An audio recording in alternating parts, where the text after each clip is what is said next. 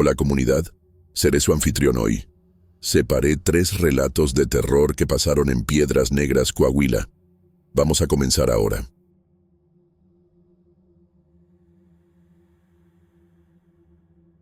Hola amigos, ¿cómo están? Mi nombre es Jorge Castillo, tengo 42 años y vivo en Piedras Negras, Coahuila. Lo que les voy a platicar es una experiencia que me persiguió durante años y que apenas hace poco logré entender y resolver. Es una historia sobre deudas que van más allá de la vida y sobre cómo nuestro pasado nos puede alcanzar de maneras que nunca nos imaginamos. Todo empezó hace 5 años, cuando comencé a escuchar una voz que me llamaba durante la madrugada.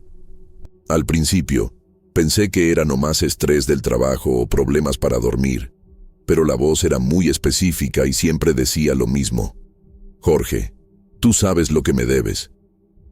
La voz era de un hombre mayor, con un acento que yo reconocía vagamente, pero no lograba identificar. Siempre aparecía entre las 2 y las 3 de la mañana, cuando yo estaba durmiendo profundamente. Mi esposa Carmen nunca escuchaba nada, y mis hijos tampoco. Era como si la voz fuera dirigida únicamente para mí. Esto me dejaba aún más perturbado, porque empecé a cuestionar mi propia cordura. Después de meses aguantando esta situación, decidí investigar. Comencé a anotar todo: horarios, frases exactas y cualquier detalle que me pudiera ayudar a entender qué estaba pasando.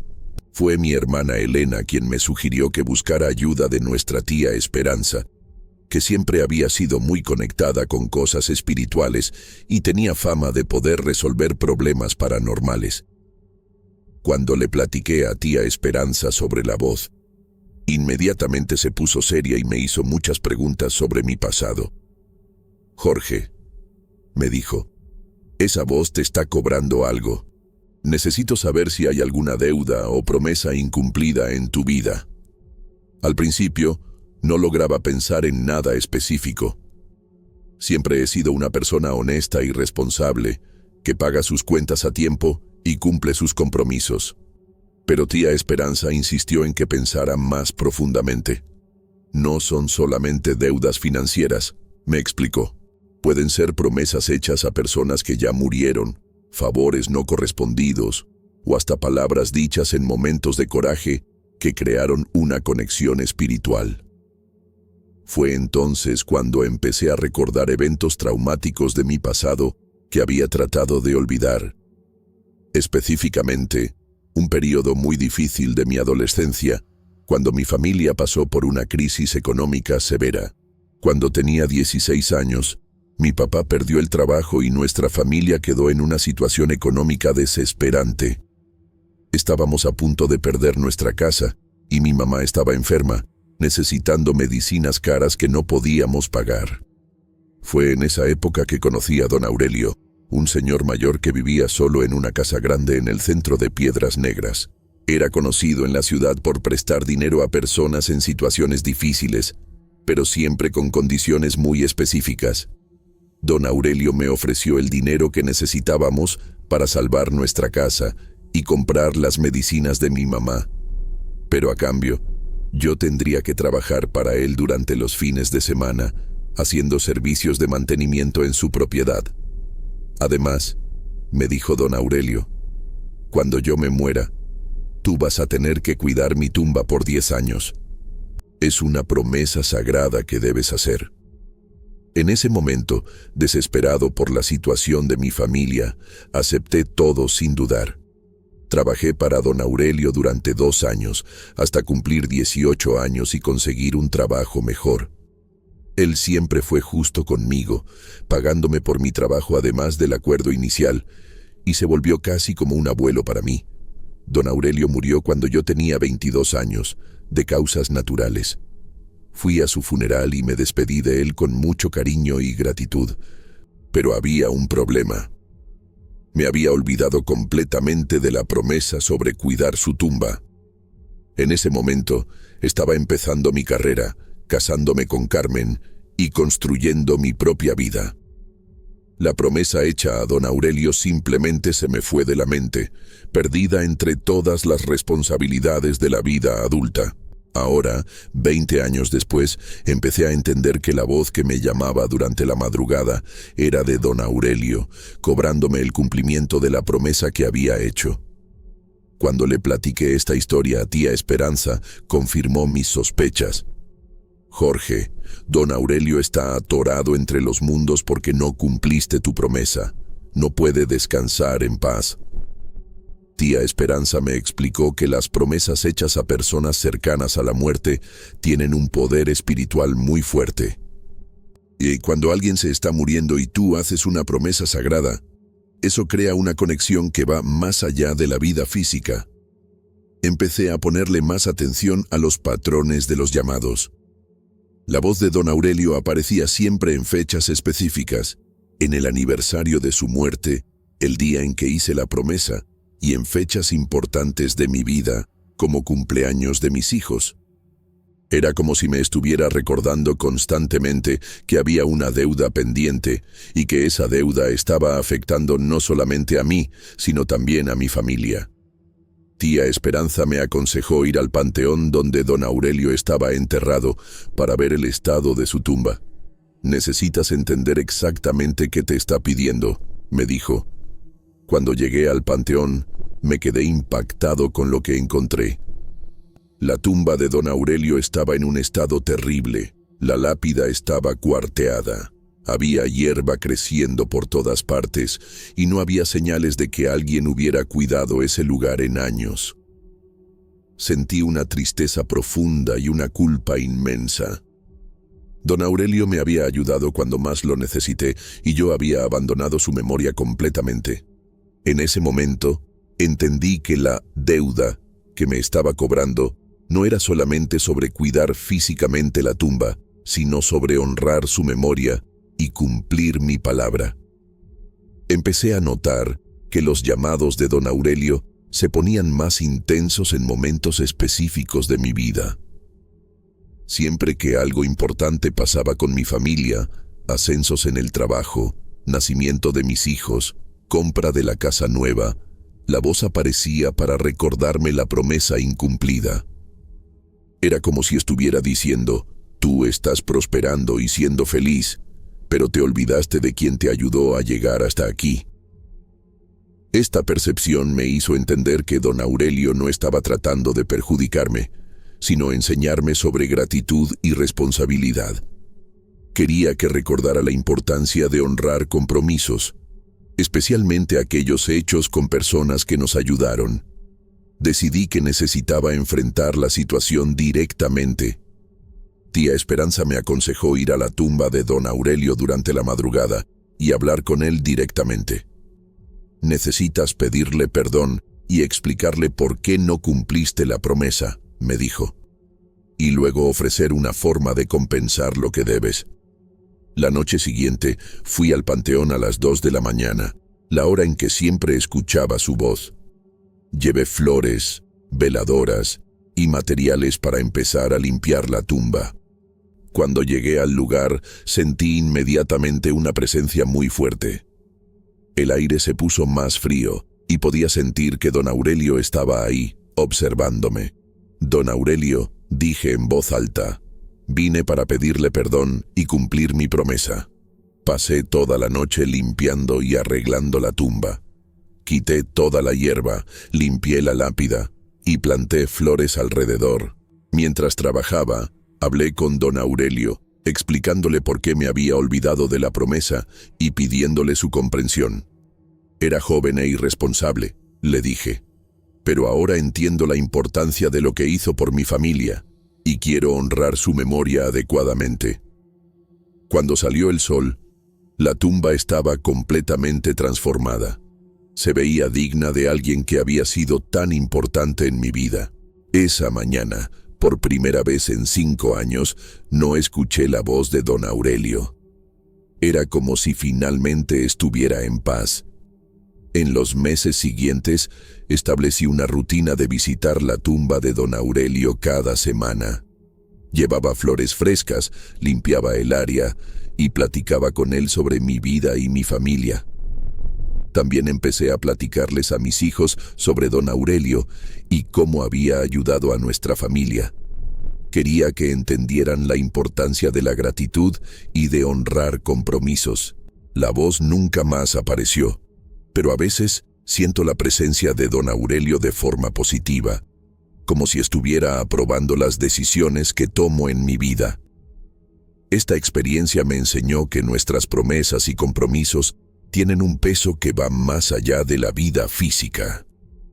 Cuando hacemos una promesa sagrada a alguien, especialmente en momentos difíciles, eso crea una responsabilidad que no podemos simplemente olvidar. Ahora, siempre que hago una promesa importante, me acuerdo de don Aurelio y de la importancia de cumplir mi palabra, sin importar cuánto tiempo pase. Bueno, esa es mi experiencia con el llamado del más allá en Piedras Negras.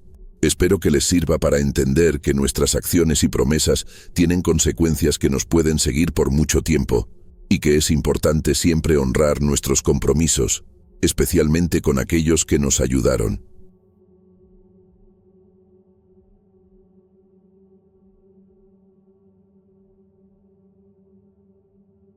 Mi nombre es Joaquín Herrera y soy carpintero desde hace más de 30 años aquí en Piedras Negras, Coahuila.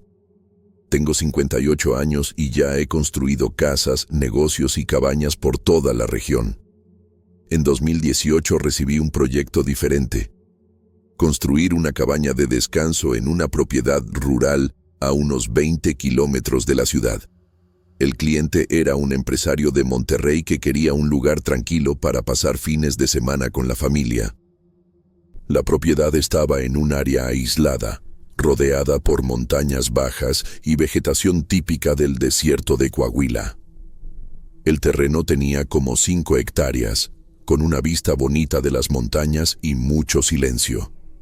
Durante la planeación, el propietario me enseñó exactamente dónde quería la cabaña. En una elevación natural del terreno, desde donde se tenía la mejor vista de la región. Era un lugar perfecto desde el punto de vista paisajístico, pero cuando empecé a trabajar ahí, me di cuenta de que había algo raro en esa área. El suelo era diferente del resto de la propiedad, más oscuro, y había formaciones rocosas peculiares regadas por el lugar. Durante la excavación para los cimientos, encontramos varias piedras acomodadas de forma muy organizada, como si las hubieran puesto ahí a propósito. No eran piedras comunes de la región, sino rocas oscuras, casi negras, que parecían haber sido trabajadas a mano. Algunas tenían marcas raras, como símbolos o dibujos primitivos que no lográbamos identificar. Mi equipo se sintió incómodo con el descubrimiento, principalmente José, que es más grande y conoce las leyendas de la región. Dijo que esas piedras parecían ser de un sitio arqueológico antiguo, tal vez de alguna cultura indígena que habitaba el área antes de la colonización. Sugirió que paráramos la construcción y consultáramos a las autoridades competentes, pero el propietario no quiso saber de retrasos. Dijo que eran nomás piedras viejas, sin importancia, y ordenó que siguiéramos con el trabajo. Quitamos las piedras y las amontonamos en un área alejada de la construcción. Pero desde entonces empecé a sentir que había algo diferente en ese lugar. Era como si hubiéramos molestado algo que debería haberse quedado en paz. La construcción de la cabaña tardó 3 meses en terminarse. Durante todo ese periodo, pasaron pequeños incidentes que al principio le achaqué a problemas normales de obra. Herramientas que desaparecían y aparecían en lugares raros, materiales que se movían durante la noche, ruidos inexplicables que venían del área donde habíamos encontrado las piedras. Mis trabajadores empezaron a quejarse de que se sentían observados mientras trabajaban, principalmente cuando se quedaban solos en ciertas áreas de la cabaña. José hasta pidió que lo corriera a la mitad de la obra. Dijo que ya no podía trabajar tranquilo en ese lugar. Tuve que contratar otro ayudante para terminar el trabajo. Hasta yo, que siempre he sido una persona práctica y escéptica, empecé a sentir una presencia rara en el lugar. Era como si alguien estuviera siempre cerca, observando nuestro trabajo, pero nunca lográbamos ver nada. La sensación era más fuerte en el área central de la cabaña, exactamente donde habíamos encontrado la mayor concentración de piedras oscuras. La cabaña quedó lista en septiembre de 2018 y el propietario vino de Monterrey para la inauguración. Trajo a la familia y algunos amigos para pasar el primer fin de semana en el lugar. Yo me quedé para hacer los últimos ajustes y entregar oficialmente la obra. Durante la primera noche, como a las 2 de la mañana, empezaron a pasar cosas muy raras. El teléfono fijo de la cabaña, que había sido instalado únicamente para emergencias, empezó a sonar insistentemente. Cuando alguien contestaba, solo había silencio del otro lado de la línea. Esto pasó varias veces durante la madrugada, siempre a la misma hora. Al principio pensamos que era algún problema técnico con la línea telefónica, pero el técnico de la compañía telefónica revisó al día siguiente y dijo que todo estaba funcionando normalmente. La segunda noche fue aún peor. Además de las llamadas misteriosas, empezamos a escuchar ruidos raros que venían del techo y de las paredes, como si alguien estuviera caminando encima de la cabaña. Pero cuando salíamos a verificar, no había nadie afuera. El propietario y su familia se quedaron únicamente 2 días en la cabaña antes de regresarse a Monterrey, visiblemente incómodos con los fenómenos raros. Me habló algunos días después, preguntándome si sabía qué podría estar causando los problemas. Le platiqué sobre las piedras que habíamos encontrado durante la construcción y sobre las sensaciones raras que mi equipo había reportado. Se preocupó y decidió contratar a un especialista para investigar la historia del terreno. Descubrimos entonces que el área donde construimos la cabaña era considerada sagrada por los indios coahuiltecos que habitaban la región antes de la llegada de los españoles. Las piedras que encontramos formaban parte de un antiguo círculo ceremonial usado para rituales religiosos y comunicación con los espíritus. Según los registros históricos, el lugar era conocido como Lugar de los Espíritus Hablantes, donde los chamanes se comunicaban con entidades del más allá. Al quitar las piedras y construir sobre el sitio sagrado, aparentemente habíamos despertado algo que estaba dormido desde hacía siglos. Intentamos varias soluciones para resolver el problema. El propietario contrató a un padre de la ciudad para bendecir la cabaña, pero los fenómenos siguieron. Después trajo a un curandero local que conocía las tradiciones indígenas de la región. El curandero confirmó que el lugar era realmente sagrado y que nuestra construcción había molestado a los espíritus guardianes del lugar. Intentó hacer un ritual de apaciguamiento, ofreciendo regalos a los espíritus y pidiendo perdón por la profanación del lugar sagrado. Durante el ritual, pasaron manifestaciones aún más intensas. Las luces de la cabaña parpadearon violentamente, objetos se movieron solos, y todos los presentes sintieron una presencia muy fuerte en el ambiente. El curandero dijo que los espíritus estaban muy enojados y que sería difícil calmarlos. Sugirió que la mejor solución sería tirar la cabaña y regresar las piedras al lugar original, pero el propietario no quiso aceptar esa opción por la inversión que había hecho. En los meses siguientes, el propietario trató de rentar la cabaña para recuperar parte de la inversión, pero ningún huésped logró quedarse más de una noche. Todos reportaban los mismos fenómenos: llamadas telefónicas misteriosas durante la madrugada, ruidos inexplicables, sensación de presencia, objetos que se movían solos. Algunos huéspedes hasta se escaparon a medianoche, dejando sus pertenencias atrás. La reputación de la cabaña se regó rápidamente por la región y luego ya nadie quería rentar el lugar. El propietario trató de vender la propiedad, pero los compradores interesados desistían después de pasar una noche en el lugar. Fue entonces que decidió simplemente abandonar la cabaña, dejándola vacía y cerrada. Pero aún vacía, Los fenómenos siguieron pasando. Vecinos lejanos reportaban ver luces raras en la cabaña durante la madrugada y escuchar el teléfono sonando, aún con la energía eléctrica desconectada. Con el tiempo, los fenómenos se establecieron en un patrón regular. Todas las noches, como a las 2 de la mañana, el teléfono de la cabaña suena exactamente 3 veces, aún estando desconectado de la línea telefónica. Después hay un período de silencio, seguido por ruidos que parecen ser de alguien caminando por el techo. A veces, personas que pasan por la carretera cercana reportan ver una figura oscura en la ventana de la cabaña, como si alguien estuviera observando desde adentro. Los fenómenos son más intensos durante las noches de luna nueva, cuando la oscuridad es total.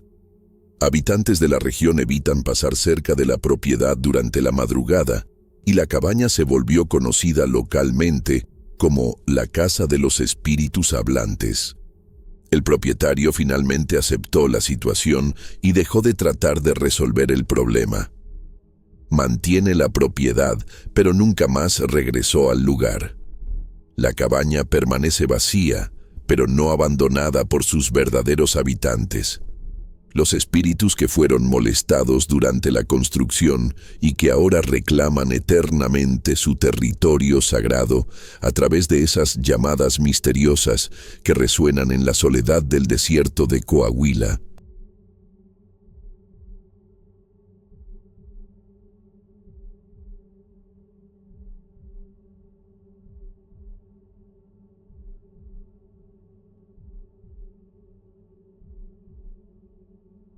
Todo empezó un martes común en Piedras Negras. Acababa de mudarme para acá por el trabajo de mi esposo en la aduana. La casa que rentamos estaba en una calle tranquila, de esas antiguas, con árboles grandes en la banqueta. Era una construcción de los años 70, nada del otro mundo, pero la renta nos alcanzaba en nuestro presupuesto. El primer día, mientras desempacaba las cajas en la sala, empecé a escuchar una voz de mujer que me gritaba. Pensé que era alguna vecina tratando de presentarse. Fui hasta la puerta del frente, después a la de atrás, pero no había nadie. La voz seguía, bajita, como si viniera de lejos. Regresé adentro y fingí que no estaba escuchando nada. Mi esposo llegó del trabajo y me preguntó si había conocido a alguien de la vecindad. A la mañana siguiente, la voz regresó. Esta vez era más clara, más cerca. Una mujer mayor repetía mi nombre y decía algo sobre el cajón de la cocina. Busqué por toda la cocina, abrí todos los cajones, pero no encontré nada diferente. La voz insistía, entonces decidí sacar completamente el cajón de abajo de la estufa. Ahí en el fondo, pegado con cinta adhesiva, había un sobre amarillento. Adentro había fotos viejas de una familia y una carta manuscrita.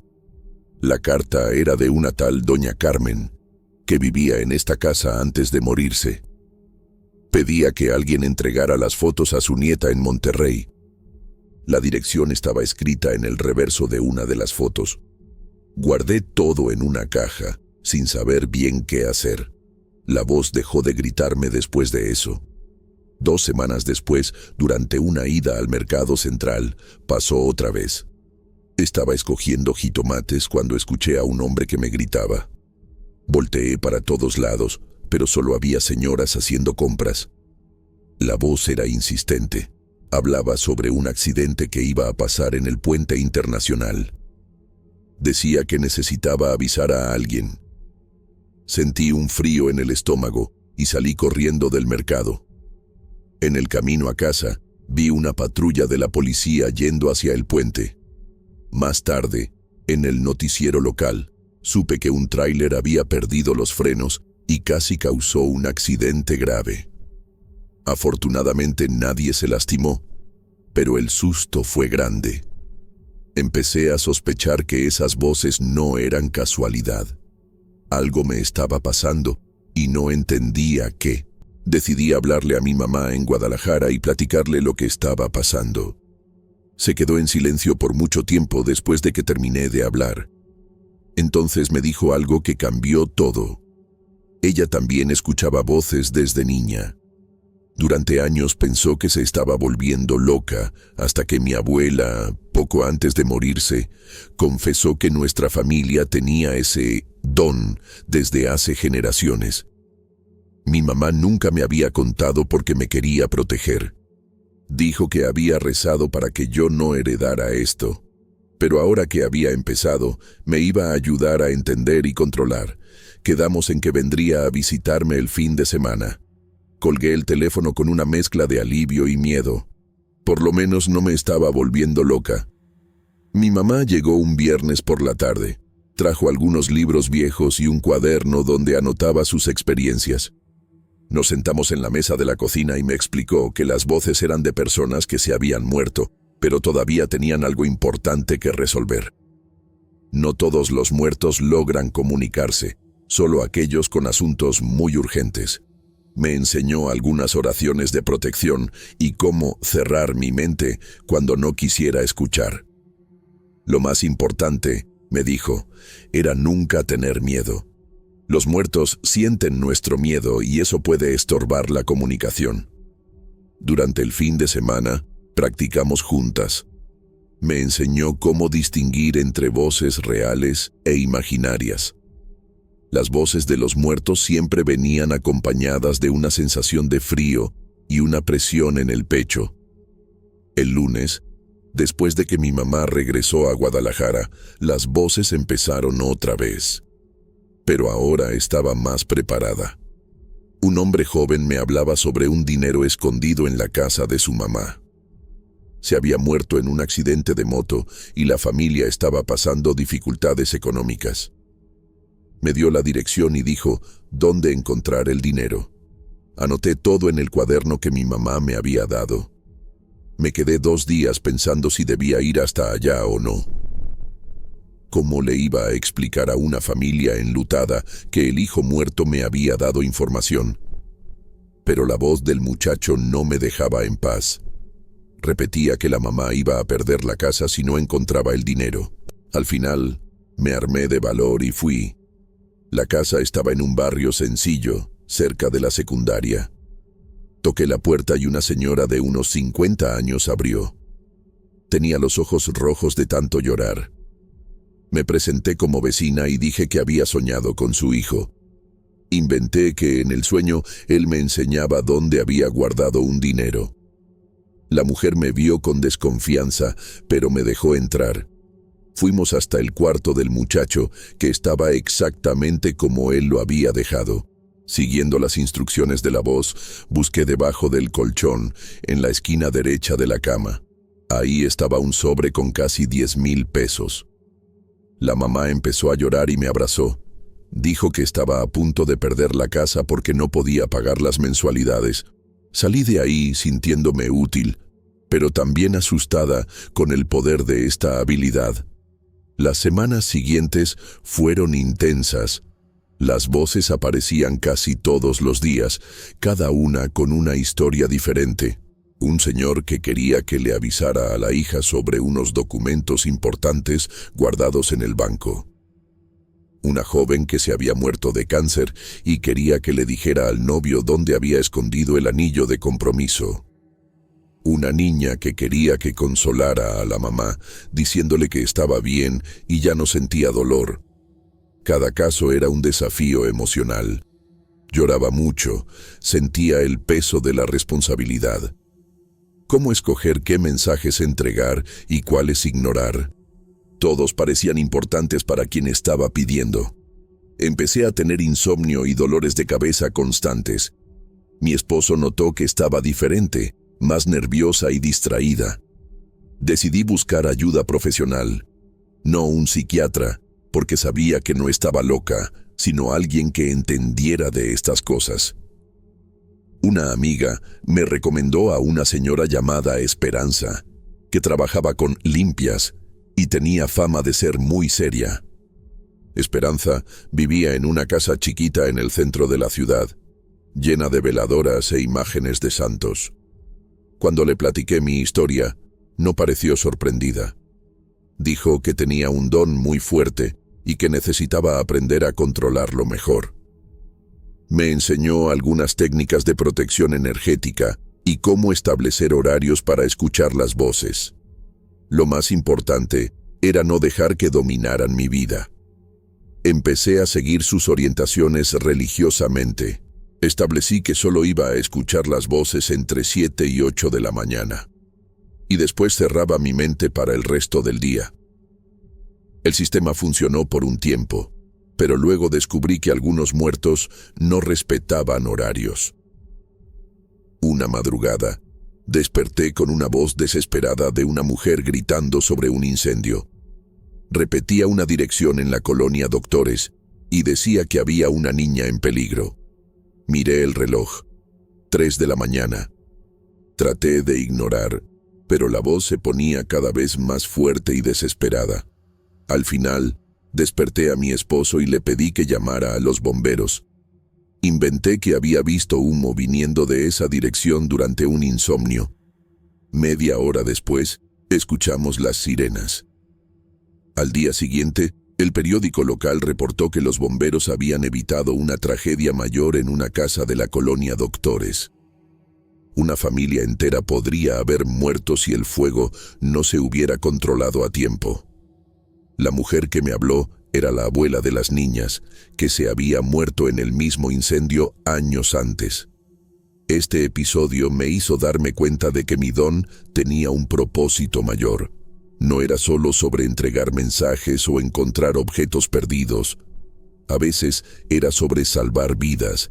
Empecé a tomar más en serio mi responsabilidad. Hice un cuaderno específico para anotar toda la información que recibía, con fechas, horarios y detalles. También empecé a investigar sobre las personas que me buscaban. Descubrí que la mayoría se había muerto de forma traumática o inesperada. Accidentes, enfermedades súbitas, violencia. Parecían ser aquellos que no tuvieron tiempo de despedirse o resolver asuntos importantes. Mi mamá me explicó por teléfono que esas almas se quedan atoradas entre los mundos hasta lograr transmitir sus mensajes. Nuestro papel era ser el canal para esa comunicación, pero no todo era sobre ayudar. Algunas voces traían información perturbadora que no sabía si debía compartir. Un hombre me contó detalles sobre su propio asesinato, incluyendo quién había sido el culpable. Una mujer me reveló secretos familiares que podrían destruir relaciones. Un joven me dijo dónde había escondido drogas antes de morirse. Estas situaciones me dejaban en conflicto moral. ¿Tenía derecho de interferir en la vida de las personas con información de los muertos? ¿Y si estaba equivocada? ¿Y si causaba más dolor que alivio? Empecé a ser más selectiva, enfocándome únicamente en los mensajes que claramente traerían beneficio o cierre para los vivos. El resto lo anotaba en el cuaderno, pero me lo guardaba. 6 meses después de que todo empezó, las voces se volvieron parte de mi rutina. Había aprendido a convivir con ellas sin dejar que dominaran mi vida. Establecí reglas claras. Solo escuchaba durante ciertos horarios. Solo ayudaba en casos que realmente importaban y siempre protegía mi energía con las oraciones que mi mamá me enseñó. Mi esposo todavía no sabía de todo, pero se daba cuenta de que había cambiado. Estaba más sensible, más atenta a los detalles, más conectada con las emociones de las personas. Él pensaba que era el efecto del cambio de ciudad. Yo lo dejaba pensar eso. Algunas verdades son muy pesadas para compartir con quien no está preparado para entender. La casa donde vivíamos se volvió un punto de encuentro para varias almas. Descubrí que algunos lugares atraen más actividad espiritual que otros. Nuestra casa tenía una energía especial, tal vez por doña Carmen que vivió aquí antes. Ella todavía aparecía de vez en cuando, siempre gentil, como si fuera la anfitriona recibiendo visitas. Aprendí a respetar este espacio y a tratarlo como sagrado. Prendía veladoras, ponía flores frescas, mantenía todo limpio y organizado. Los muertos parecen que les gustan los ambientes cuidados.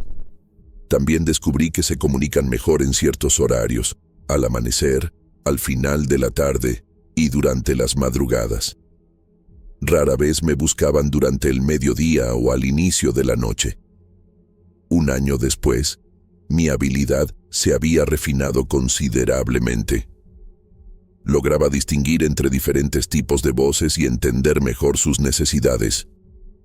Algunas solo querían ser escuchadas, otras necesitaban acciones concretas. Aprendí a hacer preguntas específicas para obtener información más clara. También desarrollé una intuición para saber cuándo un mensaje era realmente importante versus cuando era solo el deseo de un muerto de mantener contacto con el mundo de los vivos. No todas las solicitudes necesitaban ser atendidas. Algunas almas simplemente necesitaban aceptar que se habían ido y seguir adelante. Mi papel a veces era ayudarlas a entender esto, no solo ser un correo entre mundos. Durante este periodo, ayudé a decenas de familias. Reuní personas con seres queridos fallecidos, encontré testamentos perdidos, revelé últimas palabras no dichas y hasta ayudé a resolver algunos crímenes antiguos. Cada caso me enseñaba algo nuevo sobre la naturaleza humana y sobre la muerte. Me di cuenta de que la mayoría de las personas se muere con arrepentimientos o con amor no expresado. Los muertos que me buscaban generalmente querían corregir algo, pedir perdón o simplemente decir «te amo» una última vez. Estos mensajes sencillos eran muchas veces los más poderosos. Ver el alivio en la cara de una mamá que finalmente escuchaba que el hijo la perdonaba, o la paz de un viudo que recibía una última declaración de amor, me hacía sentir que mi don tenía un propósito divino. Pero el peso emocional era constante. Cargar los dolores y angustias de tantas almas empezó a afectar mi propia salud mental. Desarrollé una tristeza profunda que no podía explicar a nadie. Era como si absorbiera un poquito de la melancolía de cada muerto que me buscaba. Mi mamá me alertó sobre esto durante una de nuestras conversaciones telefónicas semanales. Dijo que era importante crear barreras emocionales, no dejar que los sentimientos de otros se mezclaran con los míos. Me enseñó técnicas de limpieza energética que debería hacer después de cada contacto. Baños con sal de grano, sahumerios con hierbas, meditación.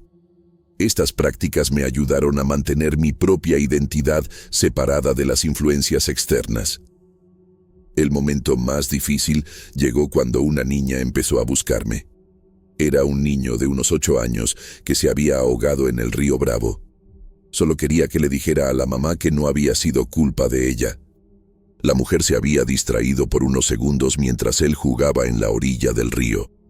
El sentimiento de culpa estaba destruyendo a la familia.